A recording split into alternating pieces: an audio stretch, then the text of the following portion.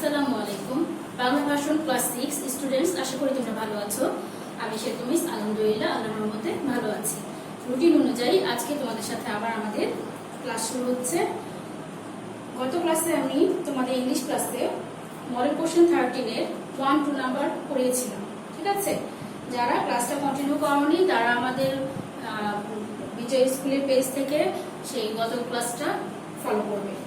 এখন আমরা করব 1-2 এর পরে মডেল কোশ্চেন 13 এর 3 এর A B, ঠিক আছে? তোমরা ঝটপট বই হাতে নাও এবং খাতা কলম নাও। পেজ নাম্বার 438 আমরা এখন করব। পেজ নাম্বার 438 মডেল কোশ্চেন 13,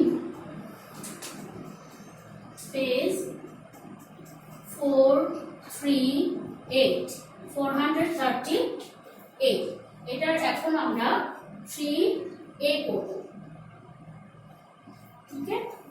আচ্ছা, এর আগেও আমরা এই মডেল কোশ্চেন সলভ করেছি। তোমরা জানো যে মডেল কোশ্চেনের 3A তে কি থাকে, একটা প্যাসেজ দেওয়া থাকে এবং সেখান থেকে ইনফরমেশন নিয়ে তোমাদের 5টা এমপি পূরণ করতে হয়। এখানে প্যাসেজটা তোমরা ফলো করো। এখানে জয়নুল আবেদিনকে নিয়ে একটা প্যাসেজ দেওয়া আছে। তিনি কত সালে জন্মেছেন, কোথায় জন্মেছেন, কোন আর্ট কলেজে পড়েছেন, তিনি কি কি বিষয়ে ছবি এঁকেছেন এবং কোন কোন কি প্রতিষ্ঠান তিনি প্রতিষ্ঠা করেছেন এবং কোথায় কখন মারা গেছেন, সেই সম্পর্কে তার বিভিন্ন ইনফরমেশন নিয়ে এই প্যাসেজটা দেওয়া আছে। এই প্যাসেজটা যদি তোমরা ভালো করে পড়ো তাহলে কিন্তু তোমরা এখানে নিচে যে ABCDE দিয়ে একটা ছক আকারে তোমাদের ইনফরমেশন চেয়েছে, এগুলো পূরণ করা খুবই সহজ হয়ে যাবে। আমি জাস্ট তোমাদের নাম্বারিংটা করে তোমাদের ফিলিং দ্য ব্ল্যাঙ্কসগুলো আমি করে দিচ্ছি এবং এগুলো তোমরা আবার নিজেরা কি করবে, বাসায় প্যাসেজটা পড়ে সেই যে অ্যান্সারগুলো এখানে আমরা লিখবো আজকে, সেই অ্যান্সারগুলো আবার মিলাবে যে প্যাসেজে কোন জায়গার কোন ইনফরমেশন থেকে এই লাইনটা আসলে বি হিসেবে নিচে দিয়েছে, ঠিক আছে? আমরা তাহলে করে ফেলি। আগে আমরা নাম্বারিংটা দিই ABCDE। লক্ষ্য করো তোমাদের একপাশে দেওয়া আছে ইভেন্ট, মানে আমাদের কি কি বিষয় লিখতে হবে। যেমন ইভেন্ট দেওয়া আছে বর্ন, সে জন্মগ্রহণ করেছে। তারপরে দেওয়া আছে গ্রাজুয়েটেড, সে কখন গ্রাজুয়েট হয়েছে। সেট আপ ফক মিউজিয়াম, সে মিউজিয়ামটা কবে সেট আপ করেছে, মানে কবে প্রতিষ্ঠা করেছে, ঠিক আছে? আর পাশে দেওয়া আছে ইয়ার টাইম দিয়ে। যেখানে ইয়ার টাইম দেওয়া আছে সেখানে আমাদের বছর, কোন বছরে কত তারিখে কোন সময়, এটা লিখতে হবে। আর একটা আছে প্লেস, সেখানে তোমরা প্লেস মানে জায়গার নামটা দিয়ে পূরণ করবে। তাহলে এ নাম্বারে আছে বর্ন, ইয়ারের নিচে, তাহলে সে কোন তারিখে সে জন্মগ্রহণ করেছে সেটা আমরা নিব। তাহলে আমরা প্যাসেজ থেকে যে ইনফরমেশন পাই সেই অনুযায়ী আমরা কি দেখেছি, তিনি কবে জন্মগ্রহণ করেন, 29 ডিসেম্বর। এটা তোমার ফার্স্টে দেওয়া আছে 29 ডিসেম্বর 1914। 1914 সালের 29শে ডিসেম্বর তিনি জন্মগ্রহণ করেছেন। ওকে। বি নাম্বারে চেয়েছে গ্রাজুয়েটেড, তিনি কবে গ্রাজুয়েট হয়েছেন, সেটা হচ্ছে 1938। 1938 তিনি গ্রাজুয়েট লাভ করেন, ঠিক আছে? নাম্বার সি তে বলেছে সেট আপ ফক মিউজিয়াম। ফক মিউজিয়ামটা তিনি কবে সেট আপ করেন, 1975 এ। 1975। ডি নাম্বারে বলেছে, আচ্ছা ডি নাম্বারে কিন্তু আমাদের যে গ্রাজুয়েশন যে লাভ করেছে 1938, তার প্লেসটা চেয়েছে। তাহলে তিনি গ্রাজুয়েশন লাভ করেছেন কোথায়, কলকাতা। প্যাসেজে সুন্দর করে দেওয়া আছে কলকাতা গভর্নমেন্ট আর্ট কলেজ। এই পুরোটাই আমরা লিখবো, কলকাতা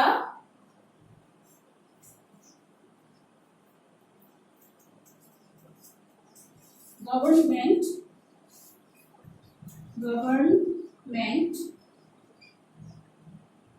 আর্ট কলেজ।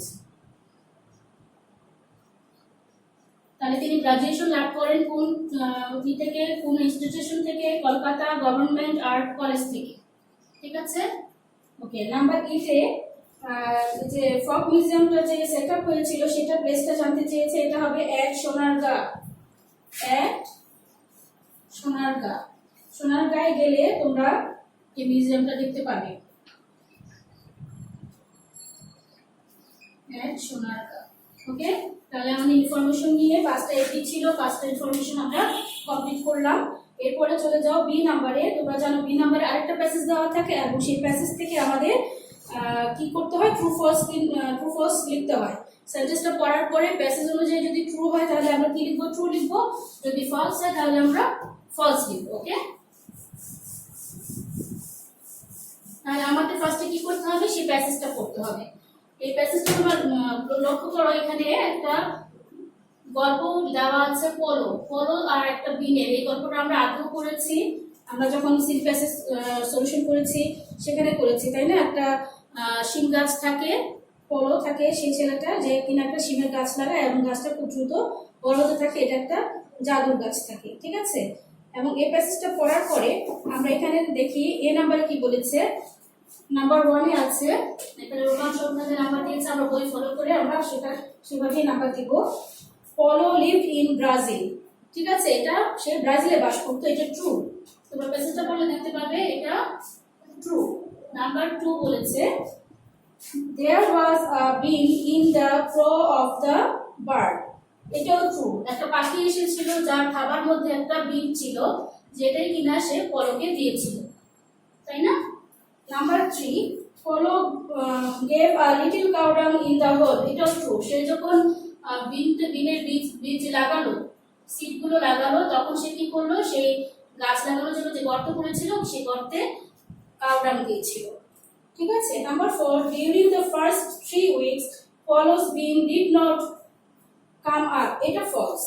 এটা হচ্ছে 4 উইকস এর সময় সে খেয়াল করলো যে তার বিনের গাছগুলো হলো না, ঠিক আছে? এটা কারেক্ট অ্যান্সার লিখবে, এই লাইন ধরে লিখবে during the first 4 weeks, 3 weeks এর জায়গায় তোমরা লিখবে during the first 4 weeks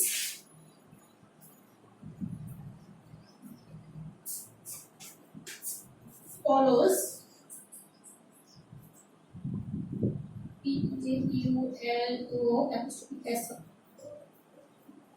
bean did not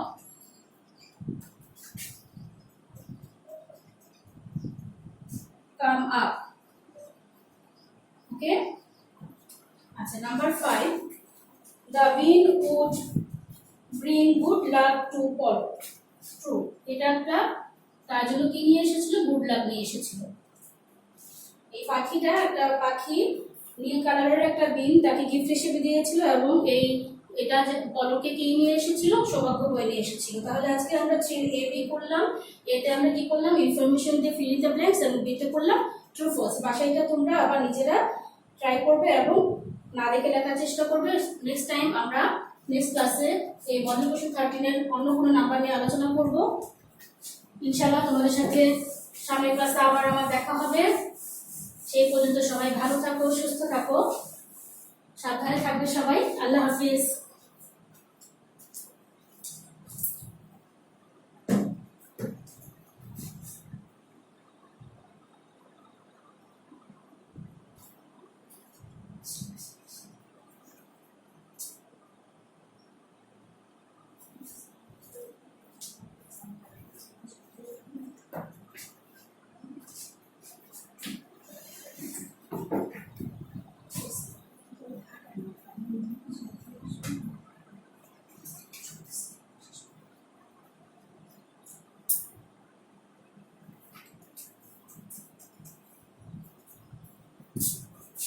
আসসালামু আলাইকুম।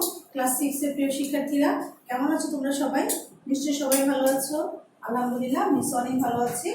গত ক্লাসে আমরা যে পড়াটা পড়েছিলাম তোমাদের নিশ্চয়ই মুখস্থ হয়ে গেছে। তোমাদেরকে বলেছিলাম যে গল্পটি আছে, আমরা যে গল্পটি পড়েছিলাম গত ক্লাসে, তার নাম ছিল কি, কত দিকে কত কারিগর, তাই না?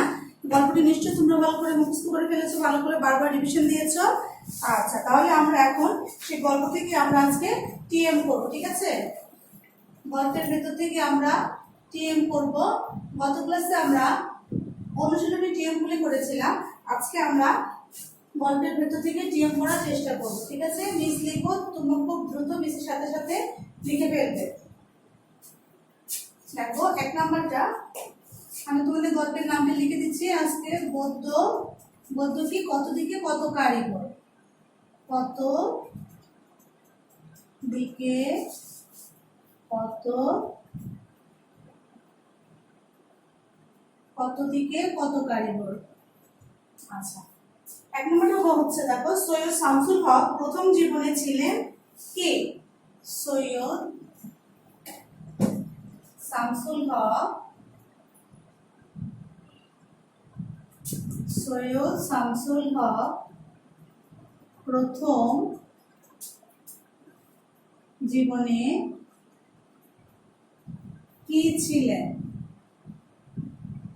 কি ছিলেন বলতে তিনি প্রথম জীবনে কি করতেন তার কথা বলা হয়েছে, তাই না? এখানে উত্তরটা কি হবে? সাংবাদিক ছিলেন, সাংবাদিক। 2 নম্বরে দেখো কি বলেছে, সৈয়দ শামসুল হক কত খ্রিস্টাব্দে জন্মগ্রহণ করেন? সৈয়দ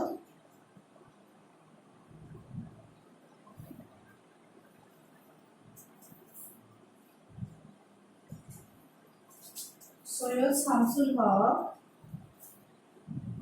কত খ্রিস্টাব্দে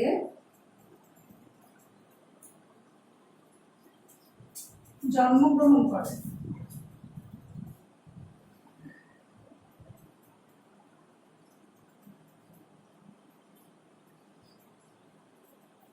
এটা নিশ্চয়ই তোমাদের জানা আছে, যেহেতু আমাদের ইংরেজিতে পড়া হয়েছে। কত খ্রিস্টাব্দে? 1935, তাই না? 3 নম্বরে দেখো কি বলেছে, কুমোরদের তদারক করেছিলেন কে?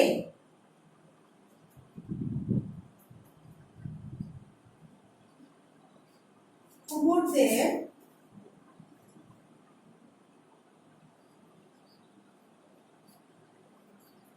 তদারক করেছিলেন, কুমোরদের তদারক করেছিলেন কে? কে করেছিলেন বলতো? বৃদ্ধ, তাই না? একজন বৃদ্ধ। এরপর দেখো 4 নম্বরে কি আছে, পালমোশাই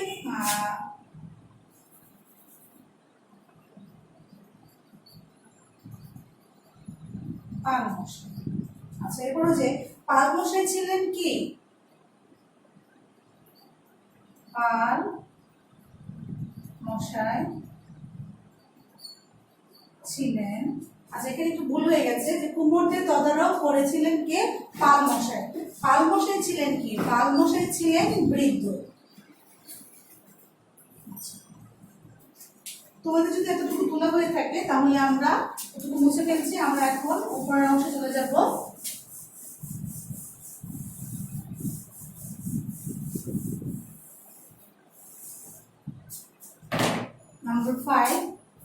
নাম্বার 5 আমরা উপরে লিখে দিচ্ছি। নাম্বার 5 দেখো, মাওলানা ভাসানী ছিলেন ড্যাশ। মাওলানা ভাসানী ছিলেন কি? মাওলানা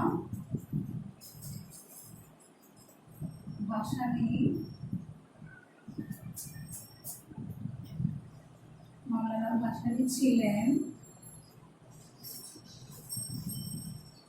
কি? ছিলেন রাজনীতিবিদ।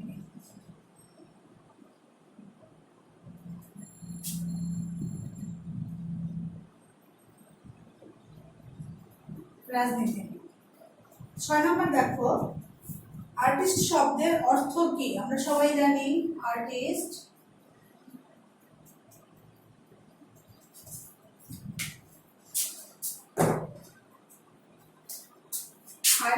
শব্দের অর্থ কি? কি হবে বলতো? শিল্পী। আর্টিস্ট শব্দের অর্থ হচ্ছে শিল্পী। আমার সাথে দেখো কি আছে, লালন ফকির কে ছিলেন? লালন ফকির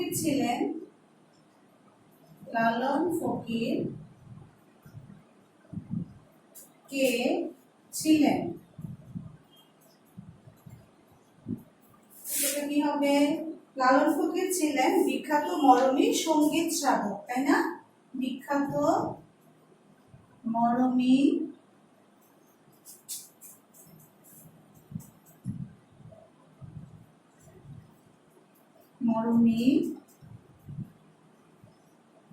সঙ্গীত সাধক। 8 নম্বর দেখো, 8 নম্বরে কি আছে, বাংলাদেশের মৃৎশিল্পীদের পদবী কি? বাংলাদেশের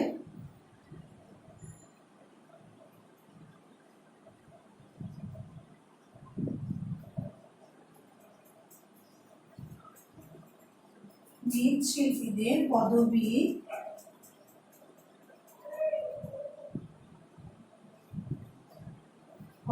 কোনটি? মৃৎশিল্পীদের পদবী হচ্ছে কি? পাল।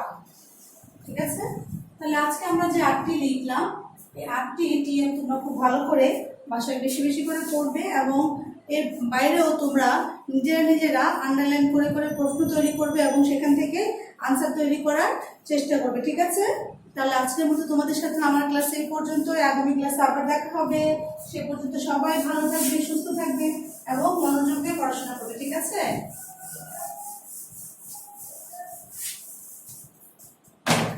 আল্লাহ হাফেজ।